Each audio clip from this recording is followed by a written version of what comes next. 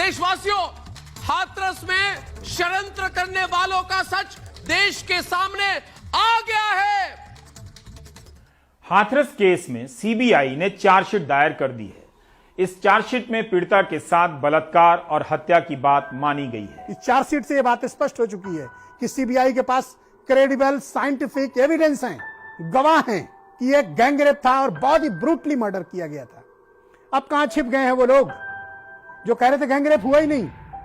हाथरस की घटना में रेप की पुष्टि नहीं हुई, बलात्कार की तो बात ही नहीं है कविता। न तो गैंगरेप की पुष्टि हुई, न उसमें रेप की पुष्टि हुई। ये सामूहिक बलात्कार का मामला बिल्कुल नहीं लग रहा है। एक कहीं पे इसके सबूत दिखा दो कि सामूहिक बलात्कार हुई है, तो ये सामूहिक बलात्कार की बात कहां से आ गई? ये तो किसी ने मनोहर कहानियां लिखी है इस पर। आज तो सीबीआई ने बता दिया है कि गैंगरेप हुआ है। अब तुम पर मुकदमा चलना चाहिए। तुम को सीबीआई ने आरोपी क्यों नहीं बनाया? अब मेरा प्रश्न ये है, अब वो कहां छिप गए हैं जो इसको ऑनर किलिंग बता रहे थे?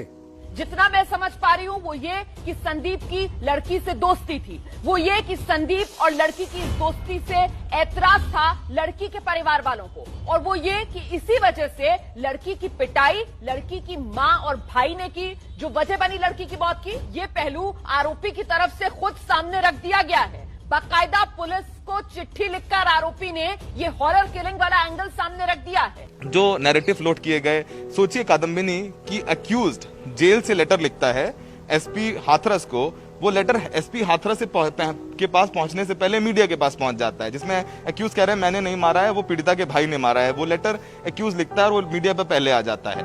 कैसे कॉल रिकॉर्ड जो अक्यूज की और जो पीड़िता के भाई की कॉल रिकॉर्ड्स कैसे मीडिया में सामने आ जाती है, और उस पर आज तक अभिषेक ऑन रिकॉर्ड आकर के पुलिस ने नहीं कहा कि ये कॉल रिकॉर्ड कहां से आई, वो मीडिया को जारी कर दी जाती हैं पीछे।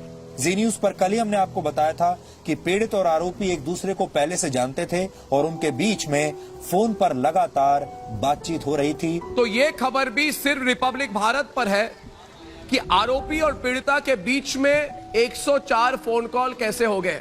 सबसे पहले हमने कॉल डेटा रिकॉर्ड दिखाया जी न्यूज पर। ये एक्सक्लूसिव जानकारी, इतनी बातचीत हो रही थी, यानी कि संबंध तो रहे होंगे किसी तरह के।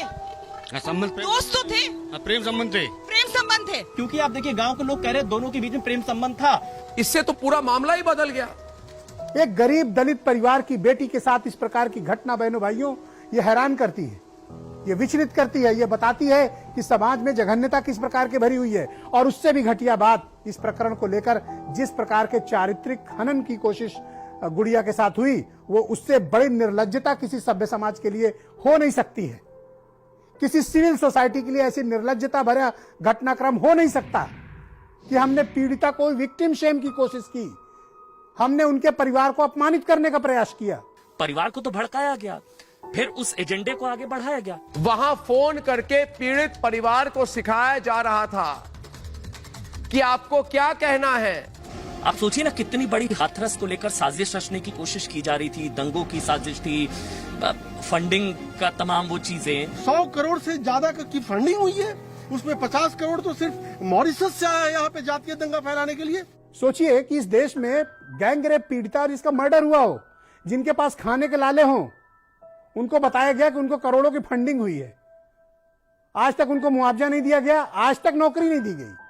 आज कहीं ना कहीं सीबीआई ने जो आपके सारे आरोप हैं उनकी पुष्टि की है, उन पर मोहर लगाई है।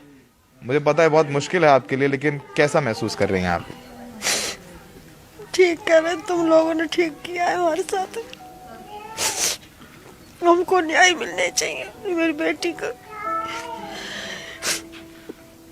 आज आपको उम्मीद थी कि सीबीआई की जांच में दूध का दूध पानी की पानी होगा? हमको नहीं उम्मीद थी, आप लोगों ने कराया। यहाँ गांव में कितना मुश्किल था आपके लिए? ये 3 या 4 महीने कितने मुश्किल रहे? आप पर क्या क्या आरोप लगाए गए, जरा बताइए दर्शकों को। सर हमें तो क्या कहते हैं, आरोप का हमारे बेटों को ही उल्टा फंसाने की कोशिश करी गई इन लोगों ने। और क्या कहते हैं, हमें तो यही तसल्ली नहीं हो रही थी कि हमारी तो बेटी चली गई, ये लोग उल्टा आरोप लगा रहे हैं।